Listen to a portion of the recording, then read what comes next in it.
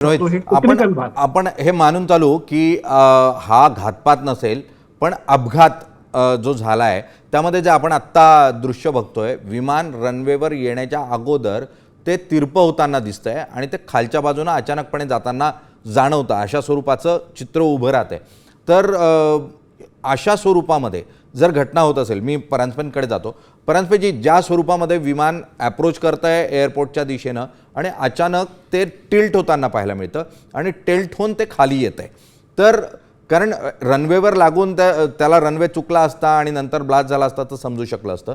मात्र ते हवेत अशा पद्धतीने टॉपल होणं किंवा ते तिरपं होऊन अचानकपणे खाली जाणं, यातून शंकेला कारण उपस्थित नाही होत का की काय झालं असेल मुख्यतः?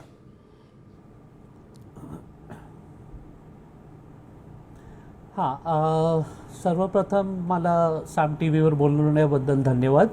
माझं नाव स्क्वॉड्रन लीडर अजय परांजपे. मी भारतातली पहिली मुलांसाठी सुरू केलेली एव्हिएशन सेंटर चालवतो आणि आम्ही सिम्युलेटर बनवलेत स्वतः खरं ट्रेनिंग देण्याकरता. तर तुमच्याकडं प्रश्नाचं उत्तर असं आहे की त्याच्यात 2-3 संभावित कारणं असू शकतात.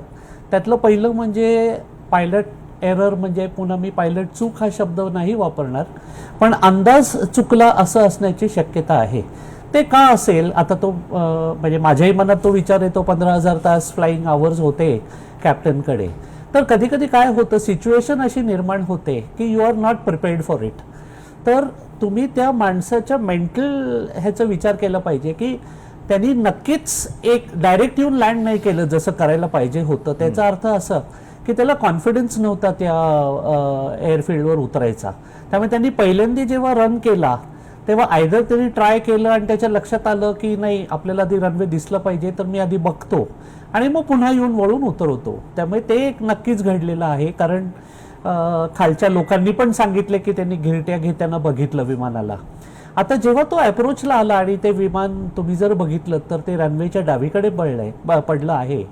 तर अशी एक शक्यता होते की येता येता जेव्हा त्याला लक्षात आलं की रनवे कदाचित जास्त डावीकडे झालं आहे किंवा उजवीकडे झालं आहे, तर त्यांनी हार्ड बँक घेतला असेल अलाईन रनवेशी अलाईन करायला.